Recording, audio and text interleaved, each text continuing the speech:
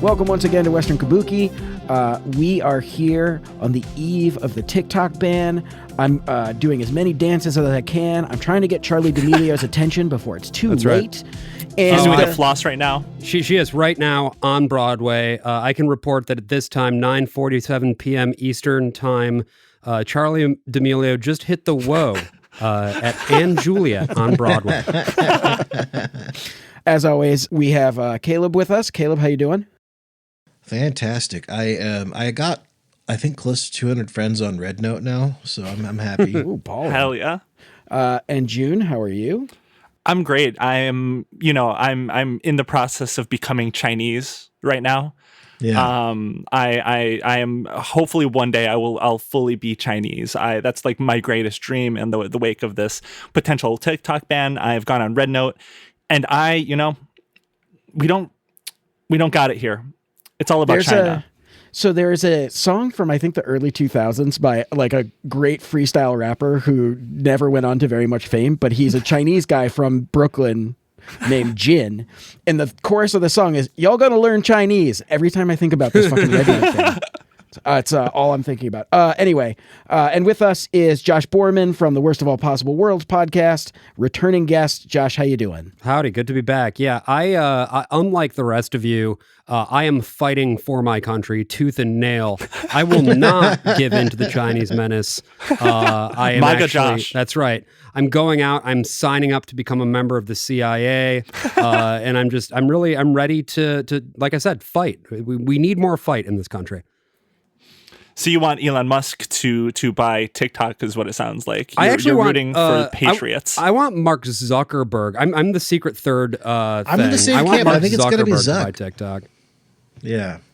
I feel I'm in like the Zuck here's the camp, thing, too. like we'll get into this a little bit later, of course, but here's the thing with like Mark is I feel like he's had so many L's in the last 5 years. He had Meta, he had he like changing the name to Meta, right? Like purchasing. He had the virtual Instagram reality was like stuff. It took him like 3 or 4 years to deploy legs, and then nobody actually gave a shit about it. People don't give a shit about legs anymore.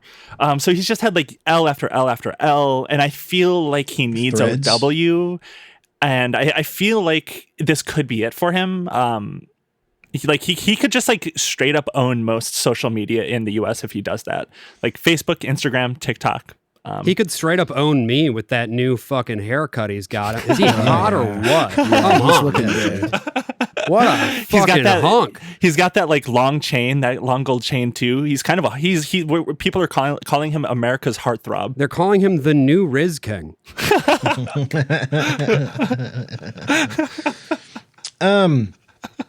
Josh, let's talk about this TikTok ban. Yeah. When did this start? Okay, because I really actually don't know much about like how we got here and who's behind this. Who started this?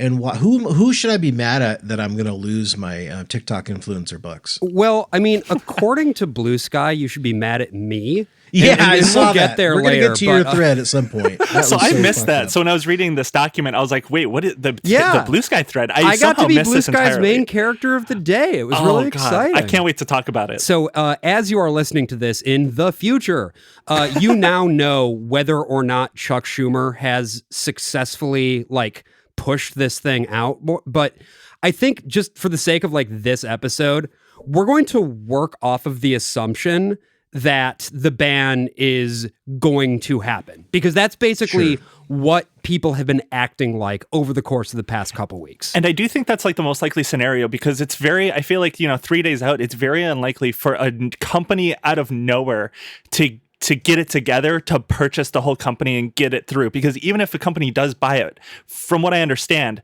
the ban will still go through until it's fully in their hands. So unless they delay it, it's only going to be, it will be banned probably. And even delaying it would cause, you would need to get a lot of people on board to do that. Mm-hmm. And again, that would require a lot of work in terms of whipping those votes into line. But people in Congress, not known for doing work. Not known for doing work, nor for being efficient. Yeah, no. This is like a kind of a European wet dream, like a social media platform with no Americans, because the platform continues on. So it'll be heaven on there. Yeah. leaked image of heaven on X. Oh yeah, they opened the oldest stairwell to heaven. So it should just be noted, like up top, I have been following this for a fair while because I've been on TikTok pretty much as long as TikTok has been around, actually. And so following the sort of growth and development of the platform has been really something to behold. I do, outside of the podcast stuff, I also do like theater stuff, a little bit of music, all that sort of thing. So like TikTok has become just the platform for creativity. And then in turn, it's become this political football. And we sort of started to see that as early as 2019, actually. Where the U.S. Army and Navy saw it as a potential security risk, and they just banned it from military personnel having it on their devices. And then in 2020, Mike Pompeo, who of course was the Secretary of State in the Trump White House, basically said, hey, we are going to look at banning the whole thing nationwide. Like, a stupid question. Why? Why would they do that? Why was it banned from military devices? Or at least, why are they claiming? What's the fear? What is the claim? The fear is that they could use the data to get insight into what is going on with potentially confidential United States, state secrets, military, whatever. Because the United States has been backdooring every piece of software since Promise in the 1970s, they're concerned essentially that this will happen to us. Yeah, exactly. And I mean, to be honest, like, I can understand the paranoia from a state actor perspective, but the thing is, TikTok as an app, because of the nature of how like apps even work in iOS, most of the really important information is going to get sandboxed anyway. It's not as if they could somehow like hack into an entire network through TikTok, right? But this is also not something that these decision makers really understand.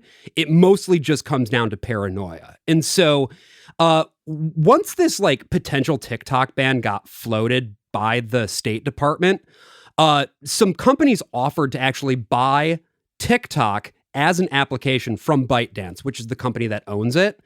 And what ended up happening was that Oracle, which is a database company, it's a really, really big one owned by Larry Ellison, one of the richest men in the world. Also an evil motherfucker. Very evil guy, yeah. If I remember correctly, Oracle, isn't that one of the first like cloud storage companies? Yes. Yeah. Okay. Yeah, they've been doing cloud compute from like the very beginning. Them and like Sun Microsystems, which is now a part of Oracle, actually. But basically, this ended up not becoming a full-on acquisition of the app by Oracle.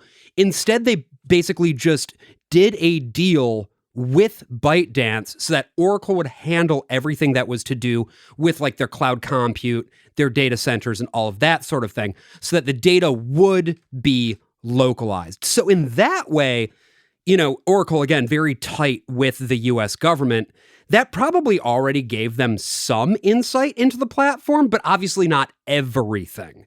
And again, there's still that question of like, oh, these devious Chinese people, they might be able to exploit our darkest, deepest state secrets through the, dancing app. Which is Got it. on its face, anybody who knows anything about computer security knows that that's really ridiculous. I think a more reasonable concern, and I don't think it's much more reasonable, but I think it's more reasonable, is the idea that it could be used, that the algorithm, which is not particularly, which like all algorithms is pretty opaque, could be used to subtly influence Americans with anti-American propaganda.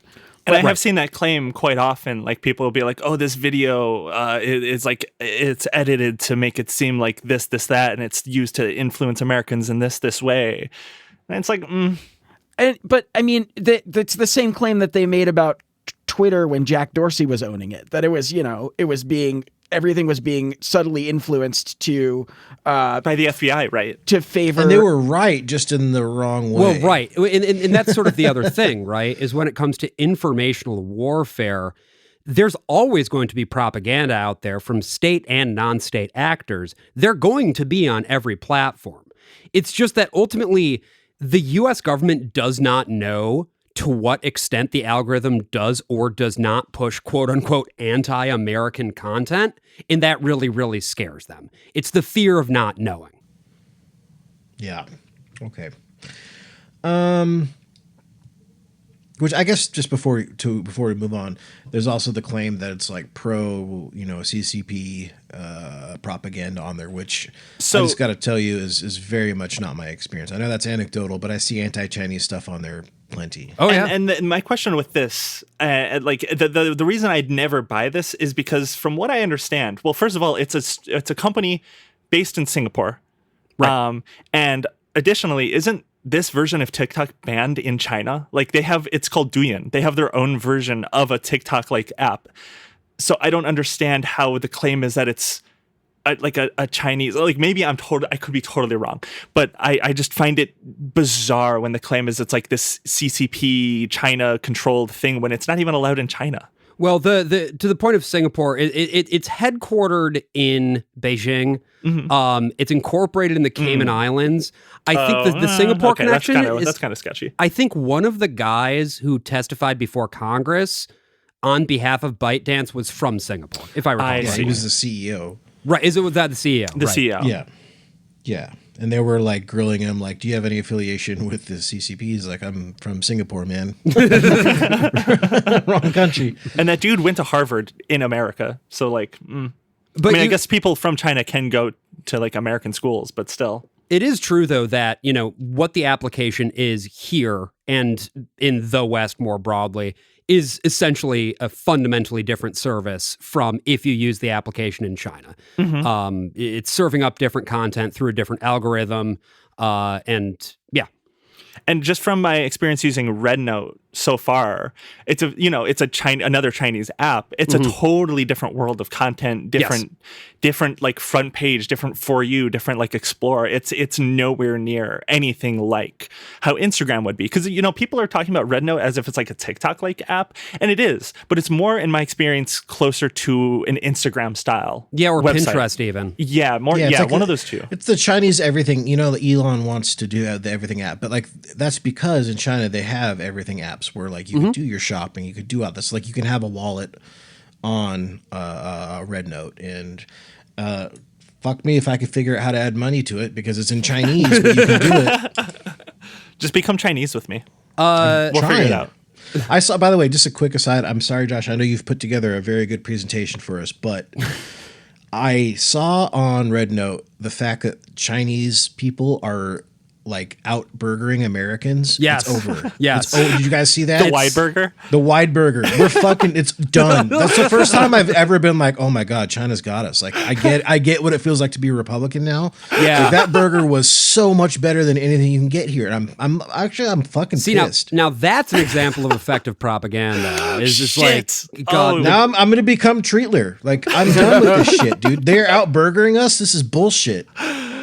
What I will Where are say tax dollars is even fucking going to? China is not the only place in the world that has figured out the wide burger. There's a Milwaukee chain. I'm blanking at the name. Culver's. But not Culver's. No, not Culver's. They have not discovered the wide burger yet. Oh, okay. They have discovered the butter burger though, and it is delicious.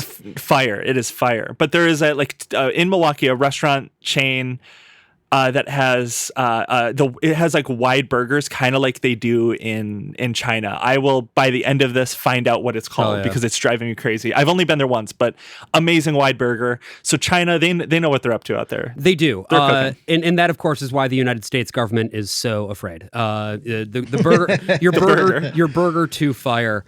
China. Like And hoopleheads so like me are going to become Treatlers if we get on that app. And that's why, like, even though the attempt to sort of ban the app nationwide ended up stalling out, there were a lot of successful attempts to ban the app for government and government-affiliated workers on both the federal and state level. This is basically starting in, like, 2021, and at this point, there are 34 states where you are not allowed to use TikTok if you are a government employee or representative. 34. Holy shit. 34. And it's different depending on the state. Some of them it's like only people who are like in the state capital. Some of them it's also to do with like state universities. It really just depends on where you are and how your state legislature sort of passed the law. And is this all out of fear of hacking? Like this is all out of fear of somehow TikTok kissing them through the phone? Like what is the deal Yeah, I here? think so. Yeah, they're They really want to like see what's going on in the Lansing State House. Yeah, Right. it's top priority for the Chinese government. I have to halt this conversation. I found the name of the Wide Burger in Milwaukee. Ooh. If you're ever in Milwaukee and want a taste of the Wide Burger, go Okay. to Kops. Kopp. Okay. All right. Kopp. So not all Kopp. cops are bastards, is what I'm No, hearing. this is one of the good ones. They got custard. go. It's kind of like a Culver's like place. Okay. So it's I'm into it's it. one of the good ones. I guess when we do our live show, I might have to just rent a car and go. What's that? We'll What's make the a drive stop. from Chicago? It's like 90 minutes. It's about 2 hours. For a wide burger, I'd do it. I might. Any amount of time for a Wide Burger would be worth it. But that's an aside. But all of those, like, these are really good examples, I think, of like government paranoia, because it's very easy to rustle this kind of thing up because China makes for a very effective villain right now, I guess you could say. It's a pretty new thing too. Ever since COVID, at least by my estimation, that was like the first time where people were like really anti-China. Yes. And I mean, I think it's not a coincidence that some of this ties into the fact that the app blew up during the acute period of the pandemic. Like that was when everybody started using it. That's when I first used it. That's when I first heard of people in real life, in my personal life, talking about using it. Was during COVID. Yeah. And so all of these bans on like the state level eventually did roll up to the federal level. It was March 2024 that the ban that we are talking about right now got passed. This was the House of Representatives passed it. And the vote, by the way, the roll call, and you can go look this up, was 352 ayes to 65 nays. Whoa. Of the nays... Amazing. Very bipartisan. Yeah, it's highly bipartisan. Of the nays... 50 were Democrats and 50 were Democrats. 15 were Republicans. So more Democrats opposed it than did Republicans, but like you said, highly, highly bipartisan. And it didn't take long for them to slam this through the Senate by attaching it to a military funding bill that was mostly providing arms to our friends in Ukraine and, of course, the great nation of Israel. Which they don't have any propaganda. Only China does propaganda. That's right. Yeah. We'll talk about that in a little bit, how famously that has nothing to do with this at all.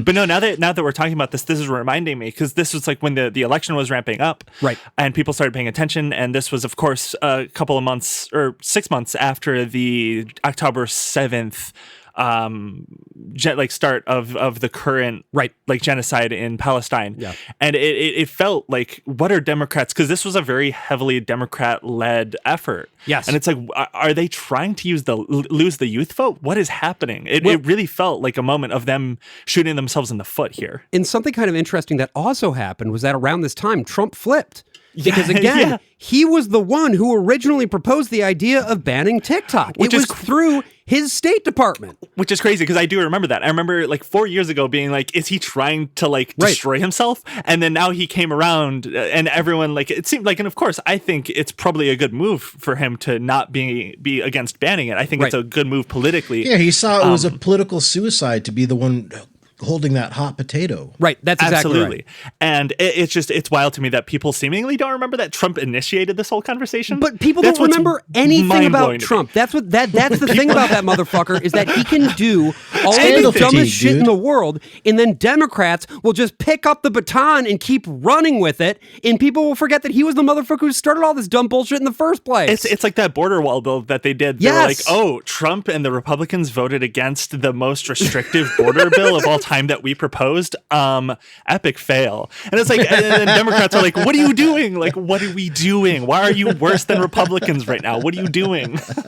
So basically, the passage of that law, again, sent, I want to say like $80-90 billion of military aid overseas, and set a deadline for TikTok to either divest or drop dead. That date is January 19, 2025, which might be today, if you are listening to this episode when it came out.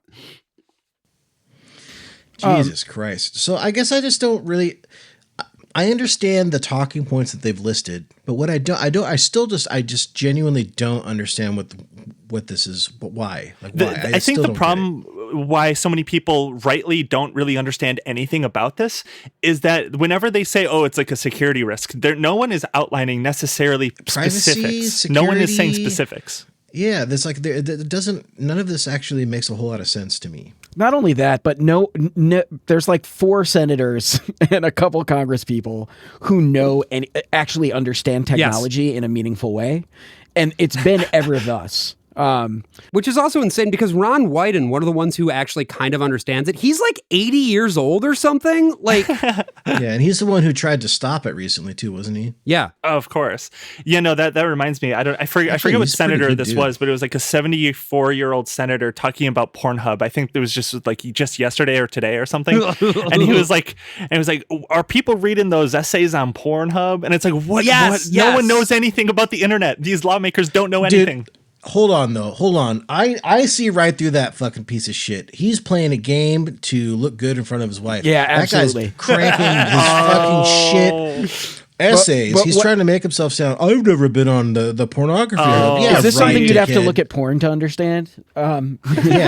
I wouldn't know Fuck anything that. about That guy's that. beating this shit raw right now. See, what my problem is, I took him at face value. I trusted what he was saying. What he was asking was, is there like anything of like social merit, like essays or comics or interviews, like in Playboy? That was like, that was what he was getting at. Sorry, I can't look at porn. I'm too busy reading a book. I'm studying the blade. This motherfucker looked at read Playboy for the articles. Well, I guess to answer that question about like what it's about in terms of what they say versus what it's really about, at least from my perspective, the big 3 things that you will hear them say are the reason that we need it to go away. Number 1 is like privacy and security, right? This idea that, oh no, they're going to get our data. But you will never, ever in a million years see the United States government applying that same scrutiny to American companies because it is to the benefit. Say, what about Oracle? What? So what about fucking Oracle? What about Oracle? What about fucking Niantic? The goddamn Pokemon Go studio? Like, I forget exactly what it was about Niantic and Pokemon Go, but wasn't there something about giving data to Israel or something like that? To the DoD. CIA. This is always yes. The entire purpose of Pokemon Go has been to map everything everywhere so that the U.S. Department of Defense will have an extremely detailed map of what it looks like on the ground in the whole world. Insidious. Did you know that Niantic was funded through the fundraising wing of the CIA? Explicitly. Yep. Oh my God. Yep. And in conjunction with Google. That's not a conspiracy. That's like, you could just read about that.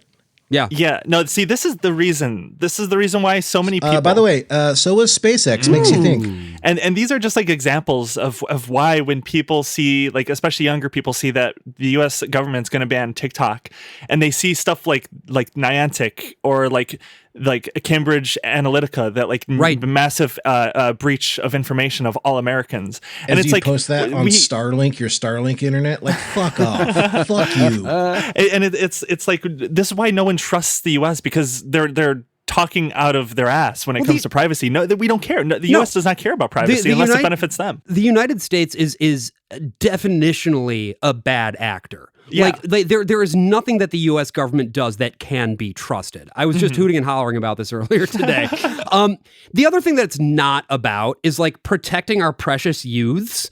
They don't fucking care about any of that shit. They haven't passed any real legislation to handle anything to do with like kids online since COPPA, the Children Online Privacy Protection Act of 1998. Yeah, that shit was ages old.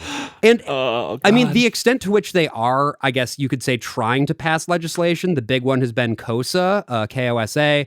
That's worth a whole other episode because it's mostly a Trojan horse for a bunch of reactionary freaks to make it so that gay kids can't learn about shit. Email us again and again and again asking us to cover that. Like, it's worth talking about. We'll have to look into KOSA because the whole idea, like what it's being billed as, is we're going to make sure that children won't be able to be exposed to age inappropriate content. But then it turns out that when you drill down into what they think age inappropriate Let me guess. content Can I guess? is, yeah, Being go for gay? it. Is it That's being right. gay? Yep, You got okay. it, June. Being Okay. gay, being trans, being, whatever it is that threatens these adults who are really worried about children's genitals for some reason. But, They really want to take every child's pants down. they do. We've known for like a decade now that like Instagram, Meta, like intentionally targets depressed teenagers with ads for like therapy and drugs and anything else, and like they've just been like openly tormenting children. And I wouldn't know because I know sometimes when there's like spooks on the boards of like various companies, I'm sure Meta has some. The government knows that this is happening. They don't care. It's not about protecting kids at all, Right? Because we're genuinely openly tormenting children on Meta. Well, that's not even getting into the fucking. This is just like a little anecdotal piece of information, but Yeah. you know that LiveJournal has been owned by Russia for like 10, 15 years, right? And Russia has a law that all Russian companies' data must pass through Russian servers. So like this is far from the only company that is owned by the enemies of America. That's really interesting. I didn't realize that the parent company was a Russian. Wow, it's actually a state-owned company even. Yep. Which Cool. TikTok isn't even. No, it's not. It's not even. Wow, That's astonishing. I didn't know that, Alex. That is crazy. But I mean, that's another great example of Putin's like been reading all my old posts from when I was going through puberty. like if they were really so concerned about making sure that our data is nationally secure, yeah, they'd be going after LiveJournal. They'd be going after everything. It's the fucking World Wide Web. Yep. And it's not worldwide. about market. It's not about like preserving market competition either. Like there are antitrust suits that the Department of Justice is pursuing against Google, against Meta. Trump administration is going to pick up this baton and run with it, and it's going to be really, really like stupid, petty bullshit rather than actually trying to like advance anything in the way of meaningful antitrust. But Especially because it seems now Mark I Zuckerberg. think Lena Khan is like the last good appointee Yeah. ever, maybe. Rip. And now she's gone. She was actually one of the good members of the Biden administration. yeah. Yeah.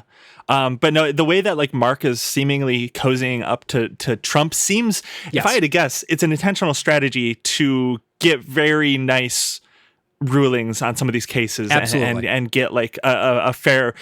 I'm not saying fair as in like it'll be like a just trial with justice, but he'll get away pretty clean from what I imagine. yeah, I mean, it's the thing where because Google is not going to play that game in the same way, but because Mark Zuckerberg has, and I think a lot of people don't realize this, like their stock structure is set up in such a way where he can do whatever he wants whenever he wants, and he cannot can get never be fired. removed as the head of that company. Right. Like, That's like he's managed to set it up so that he is so deeply entrenched on the board that he cannot be taken away from that company. It's That's his kind of forever. beast, honestly. It is. That's how I wrote our contract for this podcast.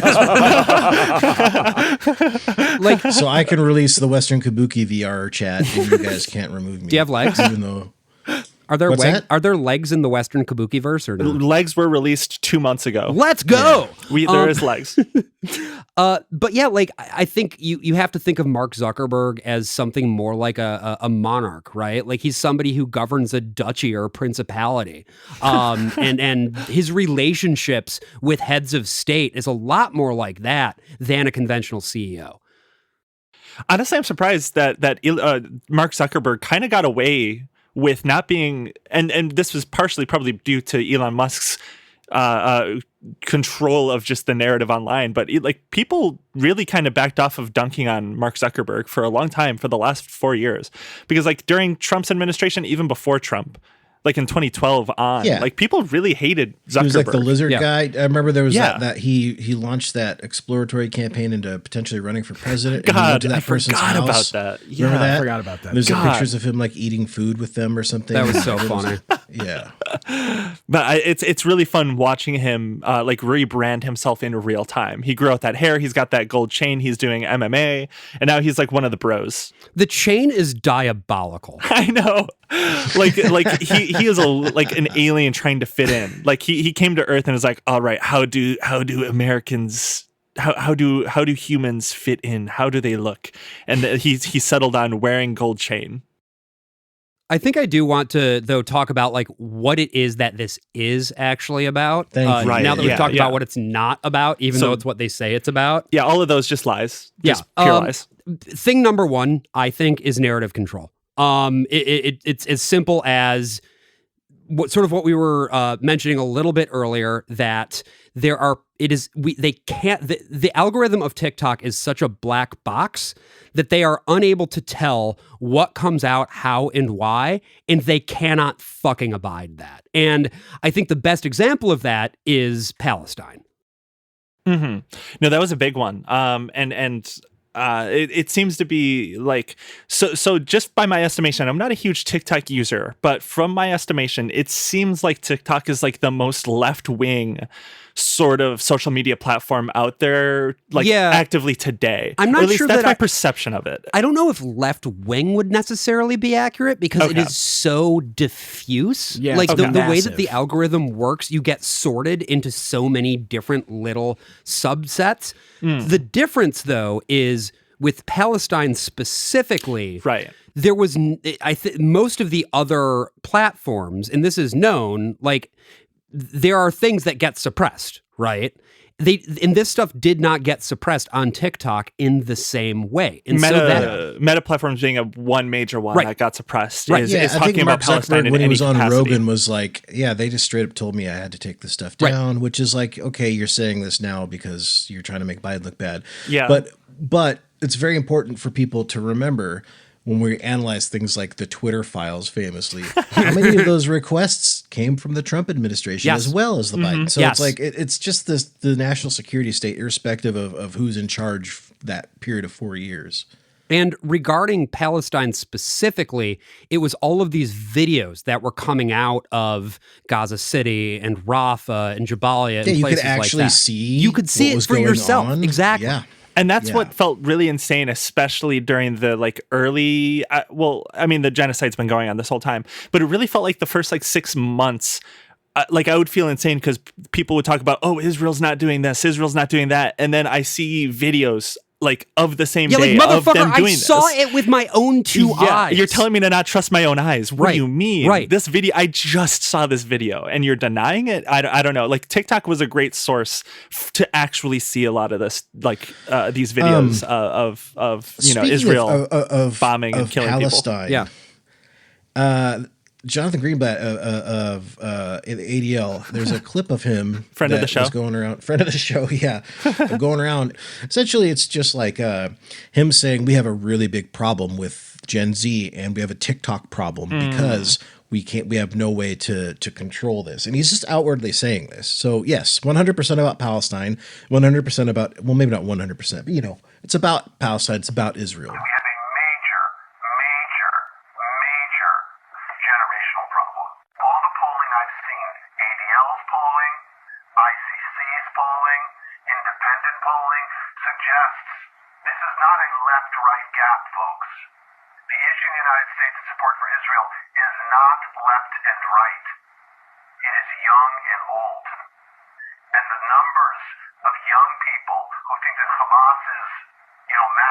Justified is shockingly and terrifyingly high. And so we really have a TikTok problem, a Gen Z problem, that our community needs to put the same brains that gave us Taglit, the same brains that gave us all these other amazing innovations, need to put our energy toward this, like fast. Because again, like we've been chasing this left-right divide, it's the wrong game. When that critique started to be levied against TikTok being, I forget exactly when this was, but there was like a big moment on like Twitter especially where there was a lot of like pros, like Israel Zionist people talking about how TikTok was this bed of pro-Palestine love. And that was like kind of the moment where people are like started coming out and being like, oh, maybe we should ban TikTok. And then that sort of entered the narrative. And then it went in front of Congress. And then they passed it in the House and then the Senate. And it's like it all kind of came up out of nowhere after really no movement after Trump planned on banning it back in 2020. Well, like from my estimation, it was like Trump brought it up in 2020. It didn't really go anywhere. Yeah. I heard nothing until 2024. And Greenblatt is an interesting case too, because like with the ADL in general, obviously, they do some good work with combating anti-Semitism, but they're also, in many ways, they just serve as pure apologia for the Israeli state. And absolutely. in the case of TikTok, I also saw a lot of actual anti-Semitism. So it's this thing where like you could absolutely go and you could see people being like, all of the Jews control, you know, blah, blah, blah, blah, blah, blah, blah. What's going on in Palestine is just proof of that. Like that's all also out there. And so it makes it very easy to. But then again, so is like all the pro-Zionism. Well, like you could fill up your algorithm with all that shit too. Right. I guess what I'm saying is like, if you are trying to operate from a perspective of intentionally muddying the waters and making what for the most part was a pretty clear-cut, you know, pro-human rights argument against what the Israeli state and of course their backers in the US and the UK were doing, it was a very it created enough room for sort of a little bit of rhetorical you could construct a narrative that would fit your priors, I guess, right? Like if you come at it from the perspective of all criticism of Israel is inherently anti-Semitic, you could find data points on TikTok that would prove that point for you. Right. But also that's just how, you know, that's how creating propaganda works in general. And that's the thing about TikTok is that, again, it in some ways can serve as effective propaganda, which is something that the U.S. state realizes. That's why they want to be in control of it so bad. Absolutely. They want the algorithm. Yes. Because from what I understand is if the U.S. buys TikTok, we won't get the algorithm from ByteDance. They'll still have, and I don't necessarily know how that works. I'm not a technology wizard, but I think it would be a brand new algorithm that they would have to build. I don't know if this isn't really super important in this discussion, but I don't know if you know anything about that. Like, just quick aside. I don't. That was my understanding. I think it's just sort of, it would be dependent, honestly, on how the app itself is programmed and like how much of it exists in sort of like a centralized monolith that has to exist like at a core. Like, I don't know how much it would be decompiled. I don't know how much would be like building up from a new source code. Like, I don't know. I really don't know. But what I do know is that another thing that the U.S. is afraid of is Chinese soft power, specifically with regard to popular culture, because you know, if you look at the Billboard Hot 100, half the fucking shit on there now is from TikTok. Yeah. It's a powerful source of like any sort of media. I mean, like, I'm not super big on TikTok. I don't really use it too often. But the amount of people will be like I think every year there will be like those, these new big influencers, blah, blah, blah, like articles summing up the like, this is who's hot this year. This is where this person came from. Yeah, some 19-year-old that I've never heard of has like $40 million. I'm like, what? Yeah, and it's like they're all from TikTok. They're all from there. But I mean, it definitely has made and ended music careers in the past couple of years. Like, absolutely. In a massive, massive way. And it's changed the music landscape. I mean, there's a lot to say about how TikTok influencing music has like changed the audience at different crowds of different bands, and like changed the way that like musicians have to like pitch themselves, that where they have to go to TikTok and build these like different audiences of like younger people, which is like good. Yeah, but it's like changed the landscape for music too. I'm not convinced that like this is an inherently good or bad thing. It's just that's how I feel too. It just is what it is. Yeah. You know? And the reality is that like in the same way that back in the fucking 80s, you would see the new shit by watching MTV. Now you see the new shit by going on TikTok. That's just what it is. That's a good point. Yeah, no, that's absolutely true. If you go and, because I spend a lot of my time reading about like what talent agencies and shit like that are up to. Top talent is getting scouted on TikTok. Fucking Jane Wickline is on SNL now, you know? And that's why I do think Chuck Schumer really does want to, like, there's probably a lot of pressure to extend this. Yes. Because this would actually destroy a massive part of, like, new industry in America. Yes. Because, like, the one thing about America is we don't really build stuff here anymore, but what we do build is personal brands and social media and influencers. And again, all of these are forms of soft power. And so if we lose that, it will genuinely devastate a lot of people. Like TikTok has been a source of jobs for so many Americans. It's kind of insane. But I mean, again, to the point of jobs, like that's also a piece of it. And this is, I think, the third big reason that the U.S. wants control, which is straight up economic protectionism, right? Because China's the world's biggest economy when you measure it by purchasing power parity, as has been the case since 2017. They're building shit way faster than anybody has ever built anything before.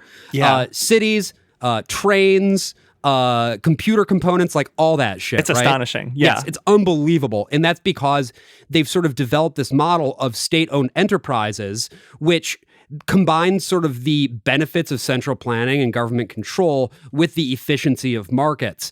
And it's insane. Like the amount of productivity they're able to put out there is unbelievable. And as you were saying, June, this is like the one place where we still have an edge. Is culture and tech. Because those are the two things. Because we don't build anything. We don't make rails. We don't do that anymore. They do that. They build nationwide light rails within 10 years. Right. We couldn't even dream of doing that for one long stop. We got the one long Metro, or what was it? Amtrak. We got the Chicago to Minneapolis Amtrak. And that was like a huge win. And that's not even like a light rail. But that was like the biggest win we get in terms of like rail. Yeah, it took them, I want to say, like a decade to build, of actual construction, but it was a project that went on for about 70 years, attempting to build approximately 20 blocks worth of the 2nd Avenue subway here in New York. Like, God. It's insane. But no, that is, we do have that culture edge, I think, still, in a lot of ways. Yeah. But also, there's something arbitrary about that. Like, any edge is something that you have because you've had it. And that edge can disappear. Definitely.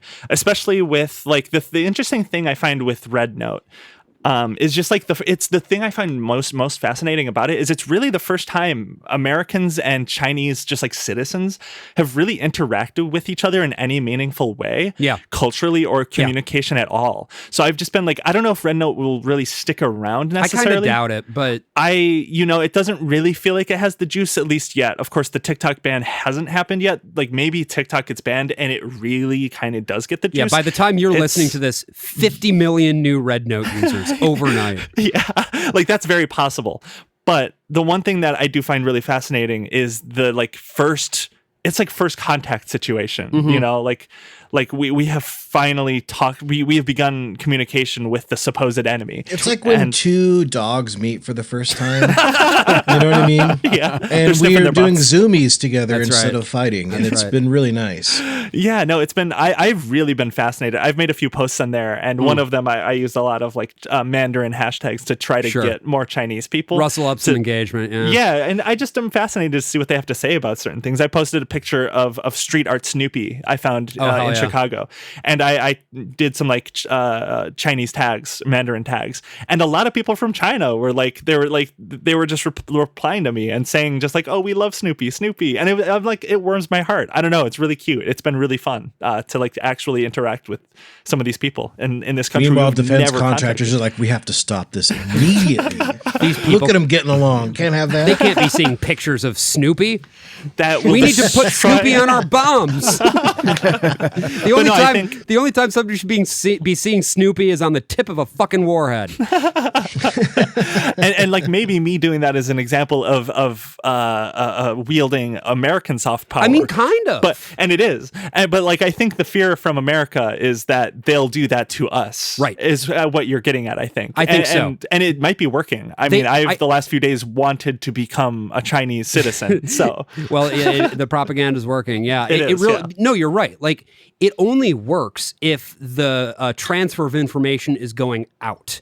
We do not want the transfer of information coming in. When I say we, I mean the United States, not me specifically. I want the information going all over the place, baby. I want to get it all around. That's right. Spread all that information all over me. Let me ask you another kind of dumb question. Functionally, technologically, what happens assuming this ban goes through? Like, what does that actually look like? Well, I did grab an article from NPR about it, which the short answer is that nobody really quite knows. But that's awesome. This was the closest thing that I could come to a somewhat useful explainer. So if somebody wants to read this, go for it. I can read it. This is by Rachel Treisman. It says, a TikTok ban could hit the U.S. in days. What to know and how to prepare. The fate of TikTok and its 170 million users hangs in the balance as the Supreme Court considers the constitutionality of a law that would ban the platform in the U.S. if its China-based owner ByteDance doesn't sell off its operations by January 19th. If the court upholds the law, as a lower court did last month, TikTok's days in the country would be numbered. On January 19th, as I understand it, we shut down, TikTok lawyer Noel Francisco told justices during oral arguments on Friday. This doesn't mean the viral video app will automatically disappear from people's phones or that individuals will risk punishment for logging in. But it will get harder for the platform's users in the U.S. to access the app, says Kate Ruane, director of the Free Expression Project at the Center for Democracy and Technology, which joined an amicus brief supporting TikTok and its users' protected speech. I think the biggest obvious result of this law going into effect is that it's going to require more technical savvy to access TikTok, Ruane told NPR. And that in and of itself, it's going to be too big of a barrier for lots and lots of people to continue to access TikTok or to continue to try to use TikTok as a service.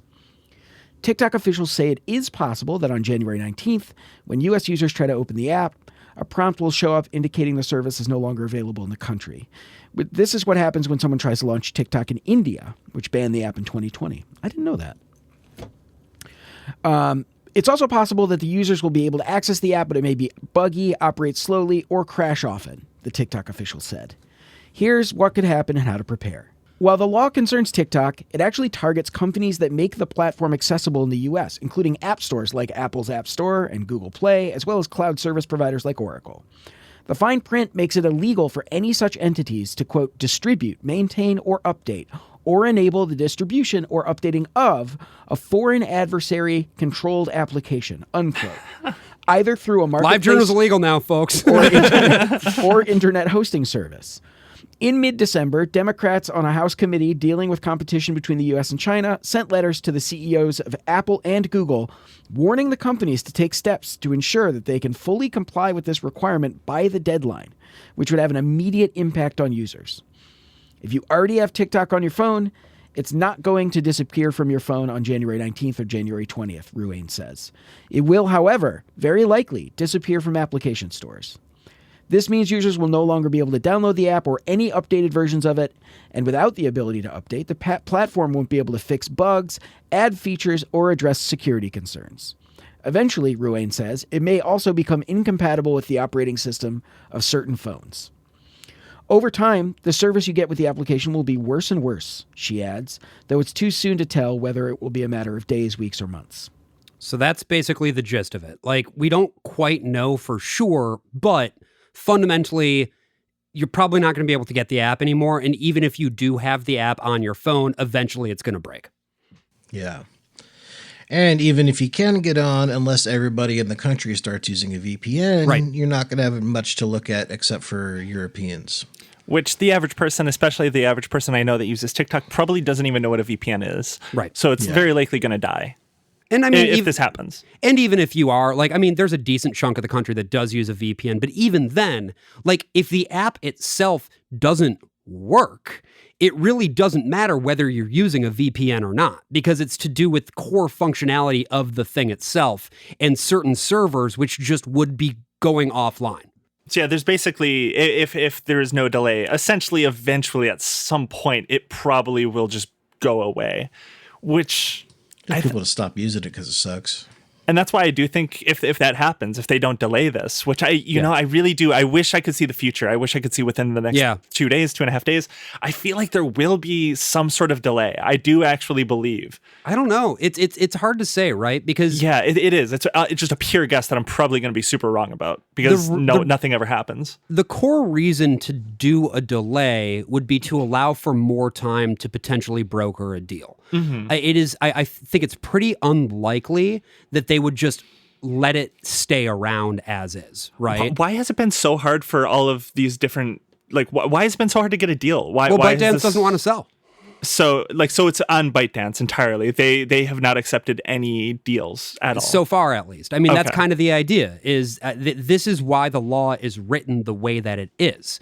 Because they have two options. They can either, as it stands right now, they can either make some money by selling it or get no money and not have access to a market anymore. So Yeah, a huge market. I wanted to ask real quick. We haven't addressed the fact that you made a viral Blue Sky thread that made you the main character. I'm desperate to know what this is all about. So what did you do? Yeah, we should probably, as we round home here, we should probably talk about Yeah, that. we can talk about that. Before we do that, do we want to talk about the people involved in the like possible purchase of this app, and then we can get into the Yeah, I mean, I guess the Blue Sky? It just very quickly, like, there are still possible suitors. There was a deal on the table back when the original ban was attempted for Oracle to take a controlling stake of the U.S. operations along with Walmart. Strange addition. Evil, stinky. Very bad. I didn't know that they wanted to get into social media. Yeah, so I mean, Very again, concerning. it would be about the ability to, like, because the e-commerce features of TikTok, how you can just like get an ad and click on it and it takes you to a storefront. That's useful for a company like Walmart. They would get a very well utilized distribution network. Exactly. I could see that. Okay, that makes sense. The other big options here, Elon Musk has now expressed interest in it, so maybe he could add another feature to X the Everything app. There's no way. Who's going to lend him the money?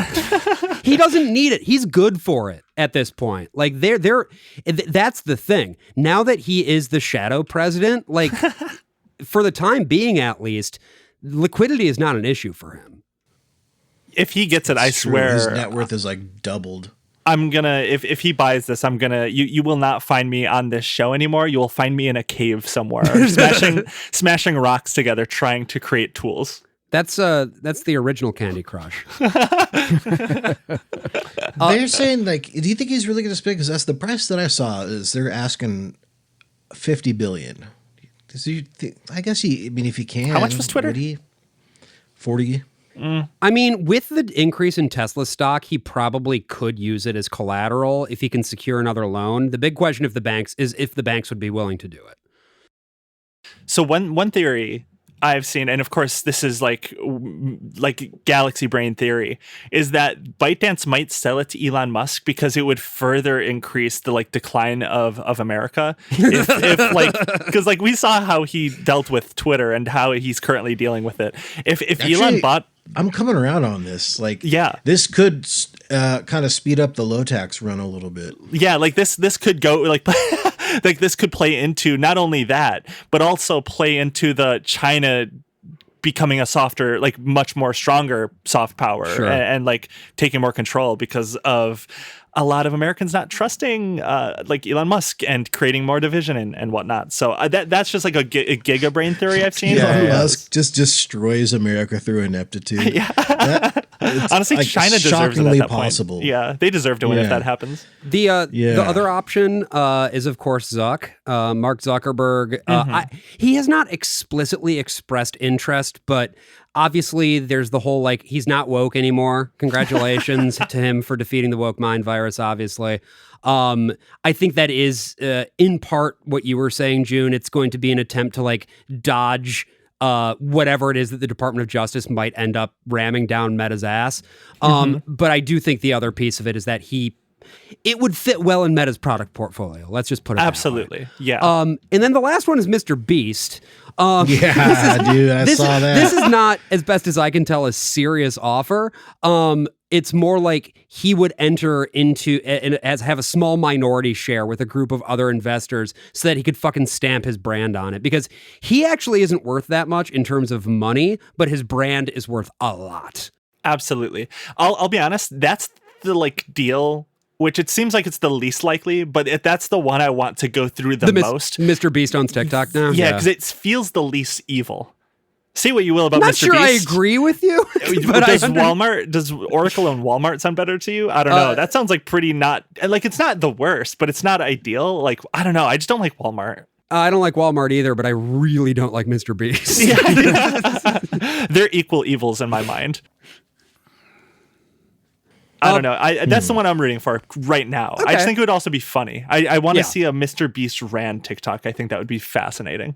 Well, we should briefly talk, I guess, because this is a show, of course, about what's happening online. And something that happened online recently is I became main character within a very cursed corner of Blue Sky. Like, You never want to be the main character. I didn't really know that these guys existed.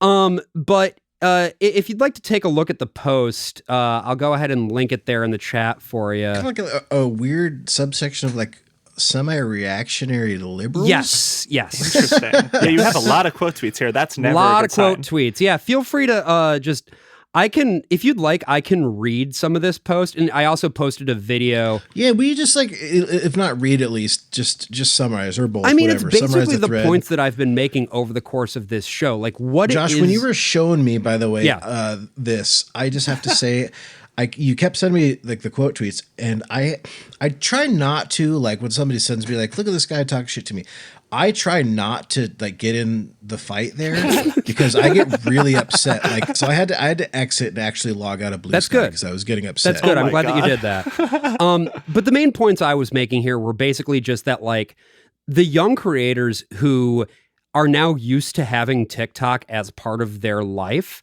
if this is immediately taken away from them, this could be a radicalizing event, basically, because there aren't a lot of growth opportunities available out there. And also, this is one thing where, again, I ended up getting read in the worst possible faith imaginable. But what I meant by this is that if you want to like be in media in some way, shape, or form, if you want a media career, there aren't very many of those left. It used to be Twitter. It's really not anymore. Oh, I don't even mean Twitter. I just mean like media in general. Like, Right. I'm old enough to remember having a paper route. Like, there was a point at which there were local media organs available in almost every city. Those jobs are gone. The newspaper jobs are gone. The TV jobs are gone. All destroyed. It's all been wiped out. And so the landscape is just decimated. TikTok, for a lot of people, represented an opportunity to actually be able to broadcast in a meaningful way. And now the government is deciding to foreclose on that. I also then sort of compared this potential radicalization to when I was radicalized, which was when, I volunteered for the Obama campaign on a healthcare platform, mostly because of the ACA and all of that shit. And then they sort of, when it was like Joe Lieberman was like, we can't have a public option. Evil man. The Obama administration basically ended up being like, okay. And then that was it. No more public option. A lot of people got really mad at me for that, for saying that. For rightfully, like, probably calling Joe Lieberman the most evil Democrat to ever exist. The problem was I blamed it on, I did not mention Joe Lieberman explicitly. I just said, thanks Obama. I thanks Obama did, which, I mean, in fairness, like, if they were serious about it, they probably would have done something in the intervening 15 years, which they haven't. I'm not mad or anything. I just fucking hate Democrats. And these people just jump down my goddamn throat. No, that's interesting. I've been scrolling. There's a lot of replies here. Yeah. So I've just been scrolling. I found one that is really interesting. Just in general, is because like right here you were talking about how social media represents new growth opportunities, which is super real. I mean that is like such an like I don't want. It's not an easy way, but it's literally one of, like why we are all here right now. All of us, literally. all four of us, exactly. We're examples of this sort of thing happening, where it's like social media created a new opportunity for people to not just like work normal jobs or whatever. Right. But this person says, replying to you, saying basically that influencer isn't a real job, but it is. Like it is. Okay, you think it's illegitimate, but it's a job. Right. People make money doing this, especially on TikTok. And also, I think that there is just a complete lack of understanding of what the thing even is. Yeah. Like this idea of, I don't know, the like Charlie D'Amelio fucking, I'm going to do a 60-second dance. There aren't actually that many of those. No. That is a very small subsection of the new media economy, even on TikTok. And that was like a very early thing for TikTok. Like that, it really grew. everything that is now grew out of like that as like what drew, I think, people to that platform initially. But that market like, got saturated very, very quickly, is the thing. It sure did. Like, it was most of those original fucking like hype housers, those are They're the all ones gone. Most of them are. It's Yeah. like Charlie D'Amelio and Addison Rae are the two who survived. Yeah. And saying that Charlie D'Amelio survived, like she's doing fine financially, but like She's on Broadway.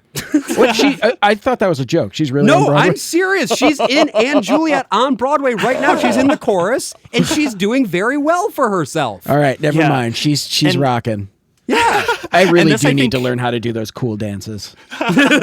Next year, we'll see you on Broadway. That's right. But I think this really just goes to show, and this is like talking about broadly about Democrats too, because I feel like Democrats this last election in particular really underestimated new media spaces Yes. and the online media sphere and people just online in general. It really like these replies, people like this represents a core of like liberalism that doesn't Yes. want to grapple with the world that we live in now. That's right. That's right. And how little TV and like MSNBC actually sways people anymore, because it really doesn't. That's just like, Well, it sways them. It And sways so them. that's the thing, is like applying your own view of the world to everything else. But they generally don't.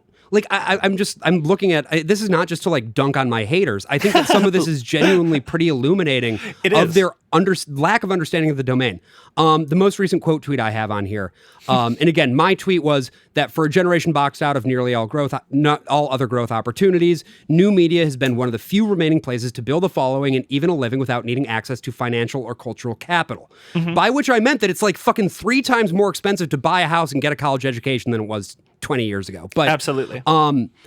this guy said, this is quite possibly the worst possible way to try to defend TikTok. Like, whatever sympathy that you're trying to generate just completely evaporates the second you have scraped the bottom of the barrel so clean, all you have left is, somebody please think of the influencers. I think it's because they don't understand like the kinds of people that make their like. You ever seen the Outdoor Boys, Josh? No. It's like just a guy and his kid who they go out and he builds like survival shelters with his kid. This is an and he account on hikes and he TikTok? camps. Yeah, Okay. yeah, he's on YouTube too, but Cool. he blew up on TikTok, like stuff like that. There's just like people think of influencer and they think of just an insufferable, Flossed and Fortnite, whatever dumb connotations you have with that. But there's like people that do things. There are people that have like philosophy channels or history stuff, or they're like really fun and educational, and they get millions of views, and they make money doing that stuff too. And people get a lot of their news, and criticize it all you want, but a lot of people get all of their news from TikTok too. Like, it's become an all-encompassing platform. And I, like I said, I'm not a huge TikTok person. I don't really use it. 1/3 of the country's on it. And a lot of people use it for so much different stuff. And I think that's partially like the misunderstanding of TikTok and new media. Like, I'm sure you guys remember the conversation we had, like, oh, we need a Joe Rogan of the left. It's because like liberals don't really want to build something like that out. Not that like, there should be a Joe Rogan of the left necessarily in the same capacity that he has been for the right. But like the reason why Democrats have not built out this media sphere is because they don't understand it. Right. And I think to that point as well, I do like TikTok. I use it, but I don't think that everything about it is fantastic. What it pays out to creators is not as much as it should be. The nature of the algorithmically driven timeline, I think, there are good things about it, but I also think that it atomizes communities in a lot of ways, in a way that is kind of not good, actually. These are not the problems that this is attempting to solve, though. Yeah, you know what I mean? Be Like, the exact same if this gets purchased. Exactly. This legislation has no interest in solving any of the actual, I guess, societal problems, to the extent that it could be called that the platform of TikTok creates for people. Yeah. Wow. Who would have guessed Congress not really solving people's problems? Damn. That's crazy, dog.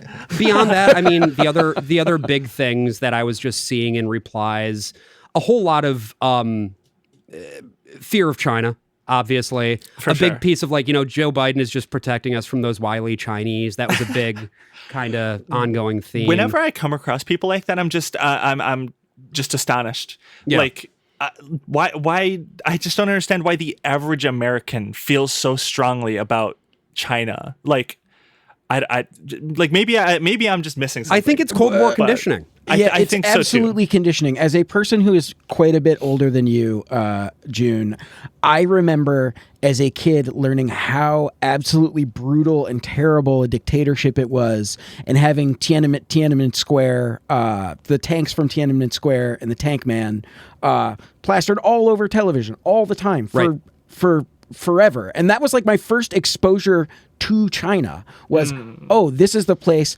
where this guy who was carrying his groceries home and was tired of a dictatorship got run over by a tank, which by the way did not happen. But yeah, I was just about to say that. I thought until like 3 years ago he got ran over because that's how it was taught to me in school. Yeah, no, that dude, I think I saw the full video of it, and he was just like climbing around on the tank eventually, and the tanks were just kind of sitting there.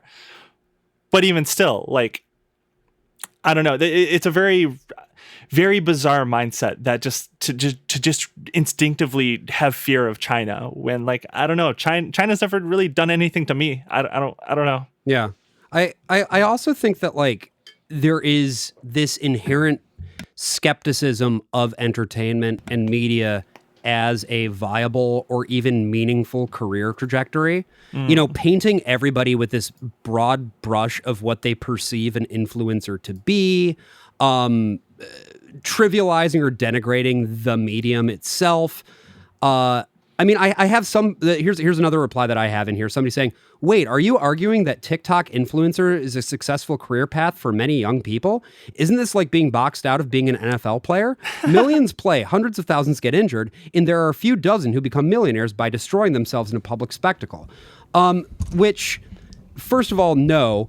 There are 32 teams in the NFL. Like, there are just definitionally there are more people who are successful doing like new media shit. Absolutely. 100%. But also Just over 1,000 jobs in the NFL. right. But it's also players. like, okay, but those jobs that those NFL players have are also valid jobs. They are, yeah. It's just that, again, I think that they are perceived as not being real jobs because they are entertaining people. Which is kind of fascinating because I didn't really think that seems to be like a new perception of media figures, and I don't know if that's necessarily because like we let the podcaster jokes get out of hand. All of us in here are guilty of it. We let it happen because I'm a podcaster. Well, you know what? Fuck all of you. That's right. I'm not taking more. that shit from any of you anymore. I'm a practitioner of the noble art of podcasting, motherfucker. That's right. Don't get There's a twisted. Ronin-esque system of honor That's right. involved. We have no masters and we forge our own destiny. and we're doing all of this despite the CTA of the brain. That's right. Yeah. That we all get. Okay. All right. Josh, what would you like to plug as we finish up this episode? Well, I have a podcast, as long as we're talking about the noble art of podcasting. It's called The Worst of All Possible Worlds. We talk about media. We talk about culture. We talk about the intersection of media narratives with the culture in which we live. Every week we talk about a different piece of media. It's a lot of fun.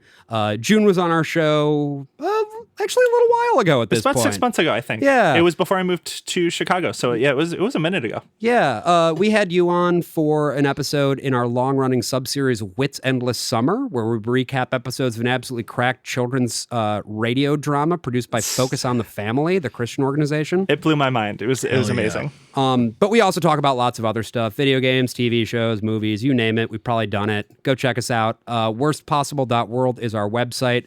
Patreon.com/worstofall is our Patreon. Go check it out. Highly recommend. Highly recommend. Go take a listen. Well, thank you. And thank you so much for having me on. I got, when a lot of people get mad at you online, sometimes you just got to get it out in a podcast. And I appreciate you giving me a Next time you get ratio, just DM me, man. We'll all right, figure it out. hell yeah. And also, you're listening to this right now, so sound off in the comments and let me know how I did. I think it's my hope that, like, even if You did this whole podcast so you could summon the Western Kabuki army to fix the ratio. No. Do It's not cool. get in my replies. Do not dunk on these grandmas from Passaic. Don't do Hey it. guys, look. It was a Worst of All Possible Worlds on Blue Sky. Get in there. Just get real dirty. Just get in the muscles. Say slurs. Be Start really doxing mean. them. No. Listen, say I'm a close personal friend of Josh's, and I want to let you know we're going to kill all the crackers, and we learn that on the Chinese website. Okay, actually, if you're advocating for white genocide, then it's okay. Yeah, Yeah, it's allowed. but yeah,